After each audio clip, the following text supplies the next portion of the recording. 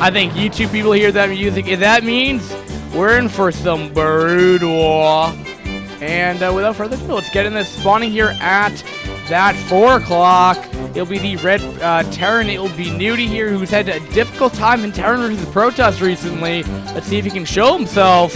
Spawning here at the 8 o'clock position. It'll be the teal Protoss full here. Now, a little background on NgeNuity. He has shown some pretty entertaining TBTs, I would say. Just his TVP recently, you know, in YSL hasn't been that great, and then to follow it up with his SRW showcasing in this TVP really isn't going down too well. So, see if he can show himself. Hopefully he doesn't die just to 2 Zealots running the main base and causing havoc. But nonetheless, oh man. And so it looks like he's going to be doing a 1 base. Now again, Aztec, another reverse ramp. The map pool right now is the maps of reverse ramps. I've been doing so many reverse ramp games right here, and it looks like that probe is going to be a fairly fast one.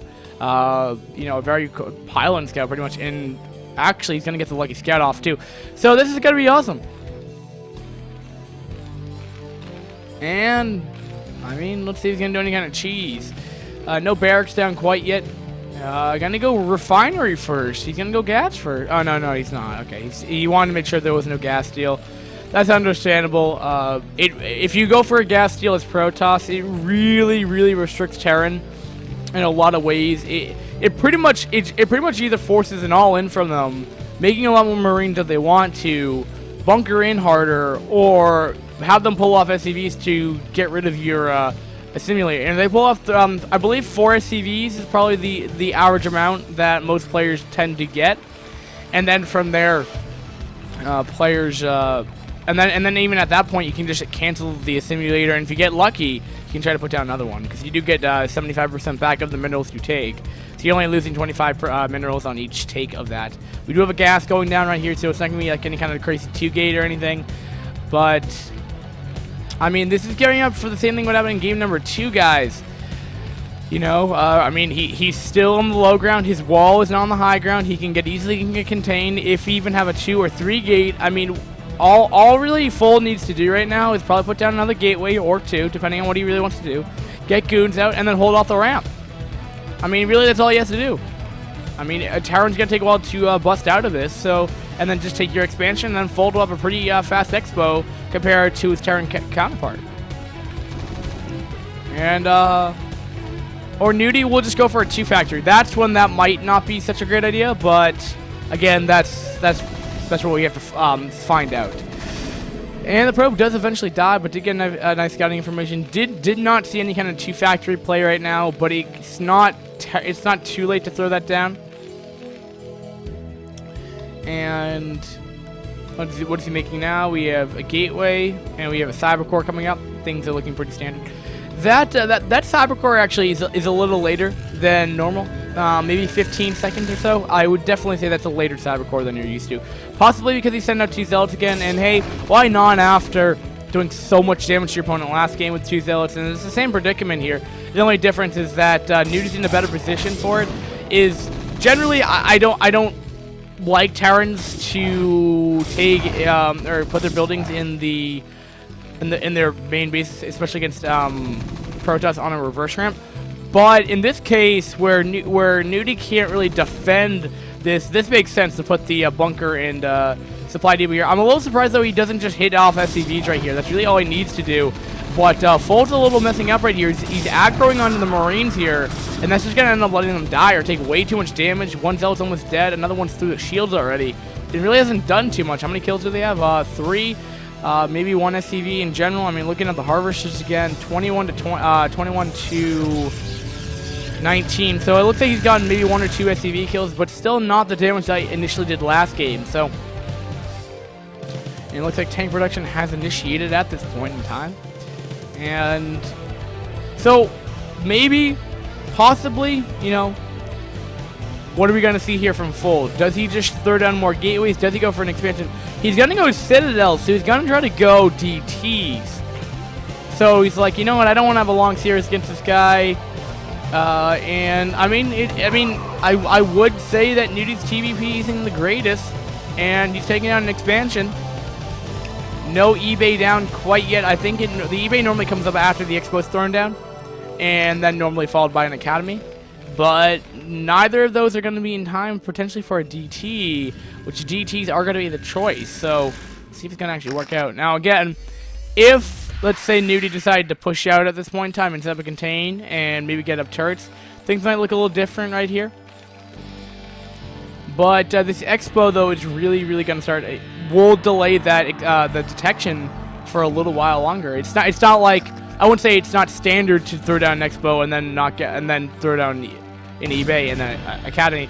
I mean that's standard play, but I'm just saying these DTs are going to be out before any kind of detection's out for Terran, and NgeNuity is going to find himself in a lot of trouble here. The only kind of help that he might have is the Spider Mines. But Fold, I understand, is a pretty high level player. I think C+. And keeping that in mind, he probably won't just fodder DTs into Spider Mines, but who knows? When the DTs are out, he's gonna be getting 2 of them probably, and then probably following up with an expansion. A fairly safe build. The only issue with this build though is I would say it does leave you a little prone. And look at this. What Fold's doing right here is he's actually just picking up Spider Mine kills. I mean, poor control for sure. Very poor control. But it does clean up the Spider Mines, and that's kind of the whole point why he did it. Now there he goes down the eBay. Now I don't know if Barrack's eBay is tight, but the whole hope of that was for DTs to have more maneuverability to do damage. Now the distance in Aztec is is substantial. I wouldn't say it's the longest map, but still, it's not like what was that? What's that map?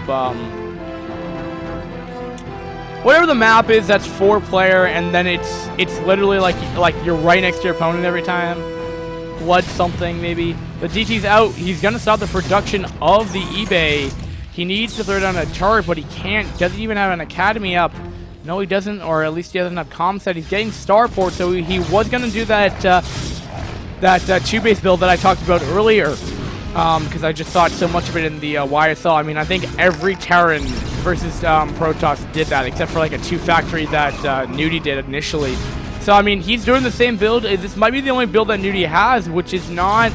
If a player realizes that about this player, I mean, this is gonna stop that. I mean, you don't get early detection at all, and yeah. And it was smart play by Fold. I mean, other than the fact that he foddered, way too many goons to clear up minefields, but it's done enough damage. I mean, I don't think the DTs will win him the game outright, but it sure has given him a hell of a lead. And then he can just follow this up with a 3rd base and keep a DT out here, be annoying, deny that 2nd base for as long as possible. And then what can Terran do? Really, his only option right now is to possibly get down a Wraith and try to harass and hopefully catch Protoss out of position. Maybe throw down a control tower with Cloak. But I would say generally this control tower is for drops and just see if he can do any kind of economic damage back to Protoss. That's really the only option that NgeNuity has. His options are scarce.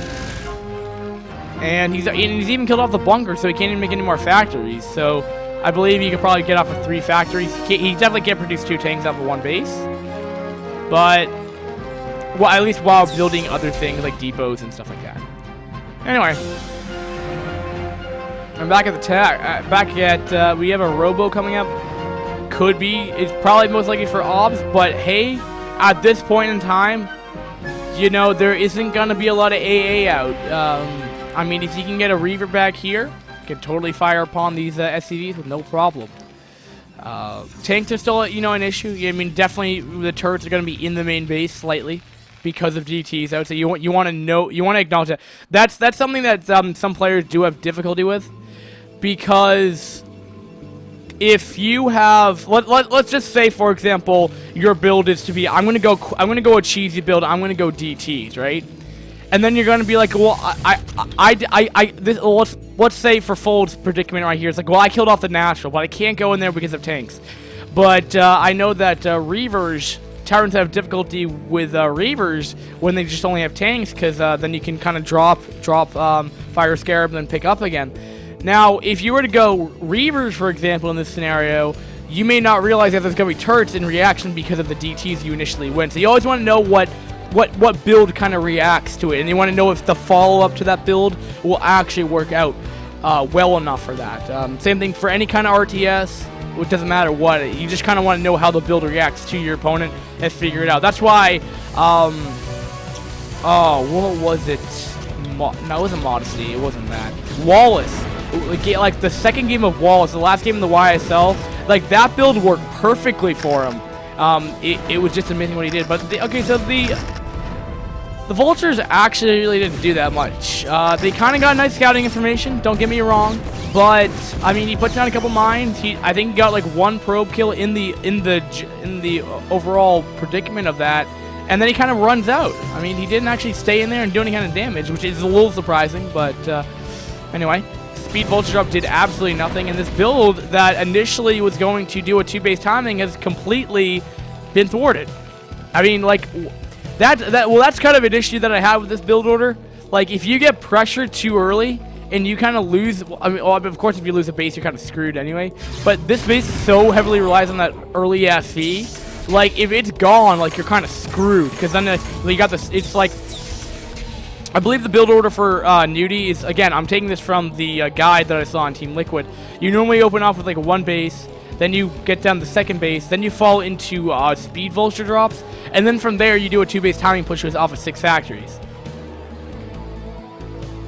So, I mean, it's kind of crazy when you think about it. I mean, maybe Fold just has a complete hard counter to this build, what have you. But at the same time, we do have an expansion from NgeNuity here. But, I mean, putting this all some perspective here, guys. NgeNuity's been mining off this base with, you know, how many SCVs? 30? 30 SCVs. Not to mention there's a 20 supply harvester lead for Fold, and he's up by 2 bases. Or up to this point, he's been off, well, I guess 1 base now.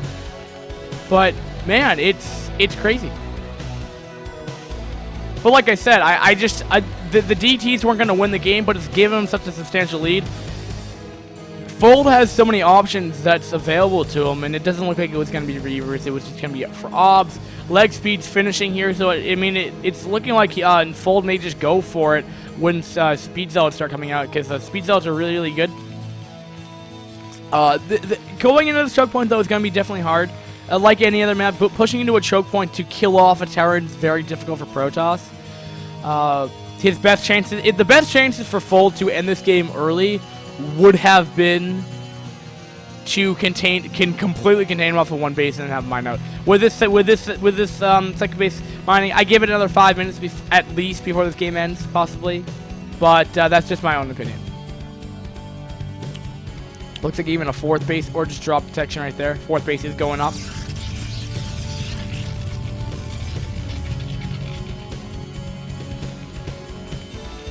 And I'm just pondering like what Terran can do. This map is difficult to 3-base on. It truly is. To get that 3rd gas really, really well, and there's a pylon blocking it to begin with. But you kind of have to be really far away. You have to be really out in the open, or you just take a mineral only. But I mean, this one's still fairly open as well with the big ramp. But okay, we have a drop right here, a siege drop. Now this map is not terrible for it, as you can do a siege drop onto the natural expansion. I mean, this is something that he really should have done way earlier, but it does get stepped off, sadly, though. And it looks like Terran is slightly pushing out now, but this is pure tank. This is pure tank. There's nothing to buffer. So if Protoss really wanted to engage that, I'd say if he had upgrades, he could have done that. If he had an armor upgrade, potentially a shield upgrade, I think he could have gone in there. And I mean, looking at the supply, it's 180 to 81. I mean, nearly a 120 supply difference right there. I mean, it's got to take a long time for NgeNuity to even try to climb up back up to that. And also, I mean, even if he does that, I mean, if they trade, it's not like a 3-base Terran. He's not up a 3-base Terran. Now he's a 3-base Terran. But up to this point, he really hasn't been. So Terran has taken a 3rd base. Fold hasn't been as active as he probably should have been. He's been teching, he's been building, he's been macroing up a lot more, not being as active with his units. He's getting a fairly-ish Arbiter timing. It is a little delayed. Don't get me wrong, but I mean it's C rank, so I'm not gonna expect perfect play. And this does not look like a max protest army. That does not look. How many probes does he have? 61 probes, 30 zealots, 24 goons, not a single arbiter out. It's a lot of goons and zealots. So yeah, it looks like he's gonna be gearing up for a push right here. There aren't that many spider mines here, so these zealots are gonna do a good amount of damage. Look at the sheer amount of zealots that are coming in here, guys.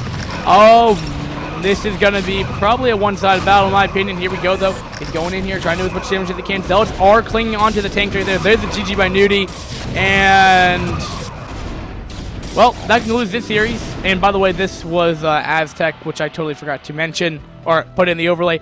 But people on YouTube, rate, comment, subscribe if you like our videos. Yo, peace.